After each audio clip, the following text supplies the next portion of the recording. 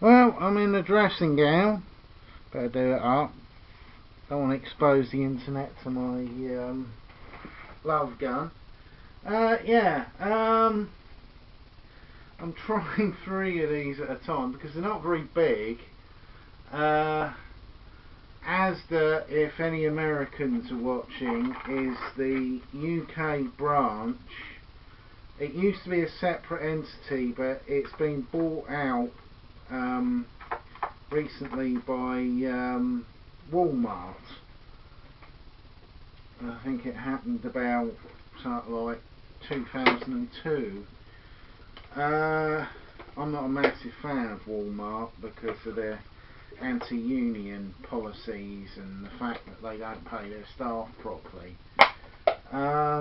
Also, they have a pretty vicious way of taking over cities that seems to be based purely on a sort of vicious turf war mentality.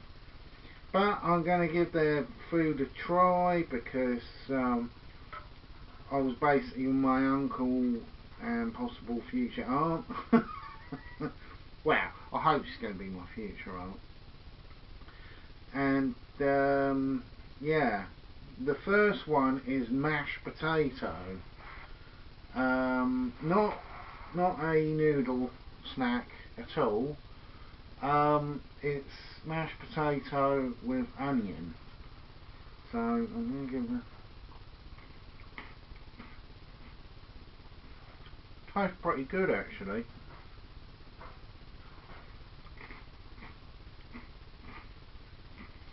I've always been a fan of instant mash.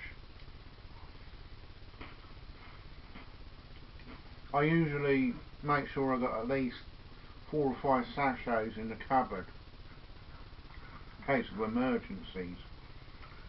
You know, it's particularly good if you're going camping because it's full of carbohydrates, salts, sugars. It's a real sort of survivalist food and it's so easy to prepare. It's also very good as a side dish to something like barbecue beans. You know, it can balance food out. Yeah, I'd definitely buy this again. The pot could do with being a little bit bigger, but I give this a 16 out of 17.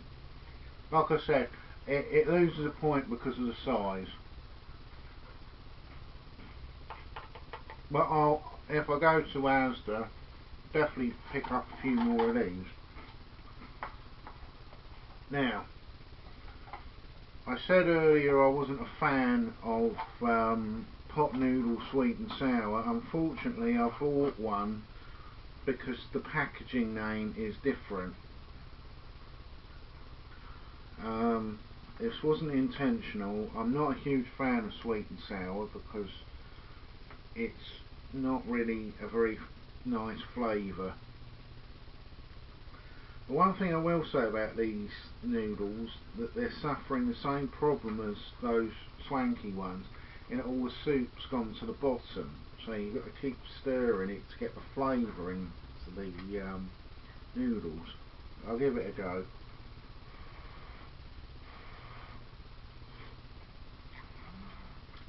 Yeah. Yeah, this is sweet and sour noodles. Not good.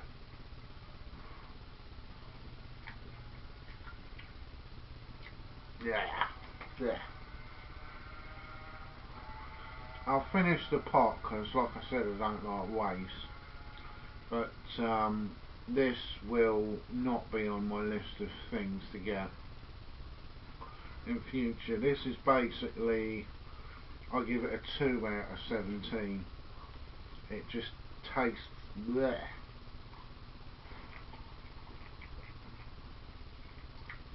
Ah. If I got like a value pack of all different flavours, this is the one that would probably sit in the back of the cupboard for about 10 years. I'm only eating it because, you know, I've got to take the good with the bad, but this is really bad.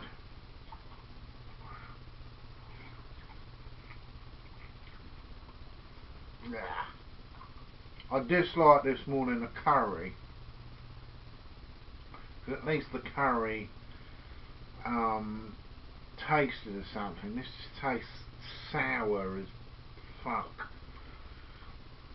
Anyway, the last one of the mini pots is the pasta, tomato herb pasta snack pot, which I really like pasta. I'm a big fan of Frankie and Benny's. So if anyone wants to send me the old, what they call them, gift cards, you know, contact me through Twitter and I've got to set up a post office box address at some point. Because I want people to send me exotic stuff to eat, as long as it's not that explosive fish from Norway. Right, let's give it a go. Yeah, it tastes basically like a cup of soup. You know, most Americans are scratching their head about cup of soup. It's basically, it's mentioned in Doctor Who actually. It's lots of powders of different flavours. You put it in a cup, you put hot water in it, stir it, you drink it. It's as simple as that. Basically, instant soup. Came along in, like, I think it was the late 70s in Britain, and it's been popular ever since. Because they're cheap. I get mine from the 99p shop myself.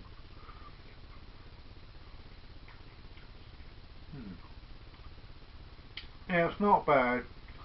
It could do with perhaps the soup being a little bit thicker, sort of a ragu-y sort of taste. Maybe even have some garlic croutons in it. But yeah, I'd eat this again. I'd give it about 11 out of 17. You know, it's not disappointing, but it's not really a great pasta.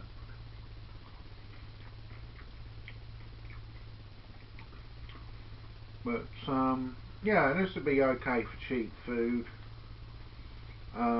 If say you're going to be doing something physical, you need the energy. You know, like if I was out snow clearing, I'd have a couple of these in my bag. Each station I'd stop off at, I'd get some hot water from the kettle and have some noodles to keep the energy levels up. But it tastes quite good. You know,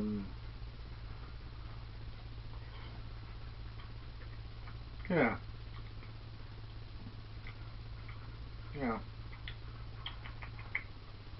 Anyway, I'm going to finish off the mashed potato because it's my favourite out of these three.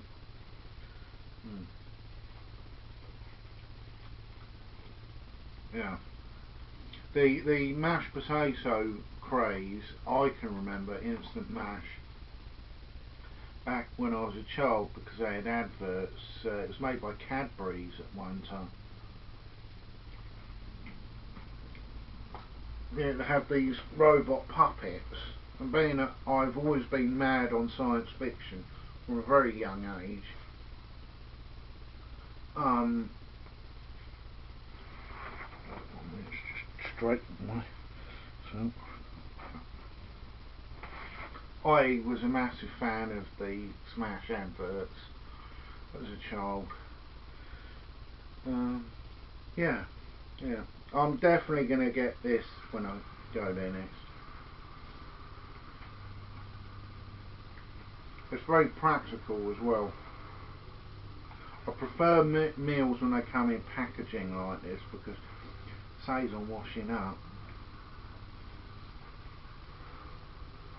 And I'm not a fan of washing up. If someone could invent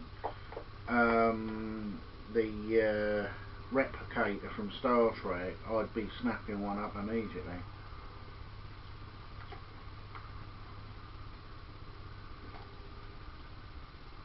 I know I've had people moan at me saying, how can you justify being an environmentalist if you use plastic forks?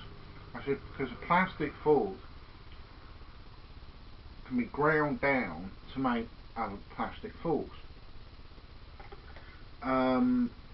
Washing up is actually incredibly damaging to the environment because the chemicals that you use in detergent are harmful anyway, just on their own. The production of things like fairy liquid cause extremely massive damage to the environment. They're not really very healthy at all, like most soap powders. When they get into the water table, they screw things up really badly.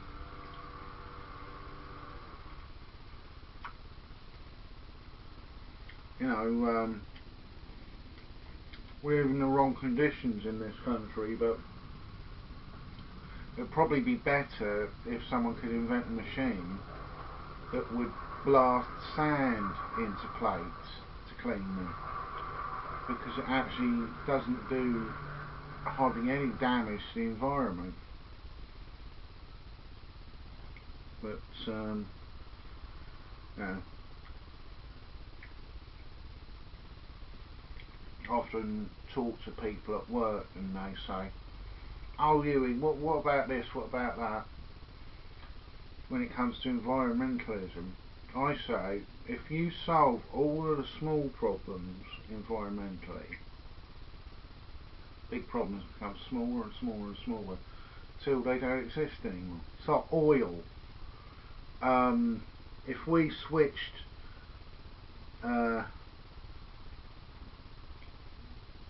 all public transport, buses and taxis and things like that, to hydrogen cell, it wouldn't take long before hydrogen cell became the norm. Hydrogen cell engines, the only environmental thing they do is put more moisture in the atmosphere, which I can't really see as a problem myself. Certainly better than all of the carbon going up in the atmosphere all every day.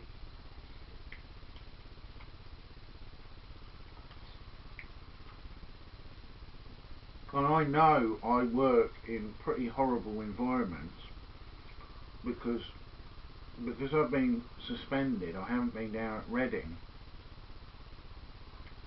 and I've had a summer where I virtually had no hay fever, where I've had a few little colds, but I'm not half as unhealthy as I've been, mainly because I'm not breathing in diesel fumes and car exhaust fumes all day like I do down at Reading, because Reading has got a smog problem and it has made me unhealthy over the years. I know this because when I was on holiday back in 2010, I went to Cuba and I literally went from having to take loads of antihistamines every day. I even took some on holiday with me because I was worried that I was going to get a reaction to certain things like pollen. I was taking 2 Pyritons a day, which is literally like being kicked in the head, to not having to use anything, nothing, no antihistamines. I didn't get any asthma of any kind when I was in Cuba, mainly because they don't have the sort of car pollution that we have in our environment. I'm amazed that people have put up with it for so long. I think if we could actually see the pollution, we'd do more about it. You know, when I look at the pictures from China, I think China is on the verge of a mass revolt over environmental damage and corruption. I'm hoping it'll probably be either next year or the year after. You'll get mass revolts all over China. It'll make Tiananmen Square look like a garden party, because the people of China are basically slave workers, and just like it's happening in every other industrial society, including Britain, the workers will not put up with being treated like chumps for the rest of their lives. They don't want their children living the sort of rough lifestyle they've had to live. And I'm hoping it'll completely undo the whole globalised system, because even in places like Vietnam and South Korea, eventually people will not put up with ridiculously long hours, without pay raises, without being paid overtime. Basically everything that created the middle class labour movements in every industrialised society on the planet Earth. You know, this massive rise to power, that, and all these right-wing idiots like the American right-wingers saying that we should be like China. They don't know what they're talking about. They obviously have never read anything about history. Every society goes through this. And China eventually are going to be revolts. I can see it happening over the whole of Asia, similar to the Arab Spring, with people just sick and tired of being pushed around and bullied by well, they're not even autocrats, they act like royalty, and I can see a lot of people who are in charge now probably spending the rest of their lives in prisons. I can see the whole of the Chinese system collapsing, and bloody good too, and a rise of proper socialist views again. I think Jeremy Corbyn's the tip of the iceberg, along with Bernie Sanders. I think socialism is going to make a big swing back. That the past 25 years of conservatism and neoconservatism and Reaganomics and Thatcher systems are all going to fall to pieces overnight, because people are tired of being cheated. They're tired of seeing multi-millionaires get away scot-free, and bankers. They're sick and tired of seeing their hard-earned cash and savings squandered to bail out egotistical tosspots. Anyway, I best finish now, because this is supposed to be noodle reviews and not a political soapbox. But yeah, out of these three, I say the mashed potatoes the best. 16 out of 17. Noodles, probably about the pasta about something like 12 out of 17, and the horrible sweet and sour stuff 2 out of 17. I don't even. I think I'm going to break ranks and not finish this because it's so unlikable. Anyway, I'll be doing another video later in the day. So see you later.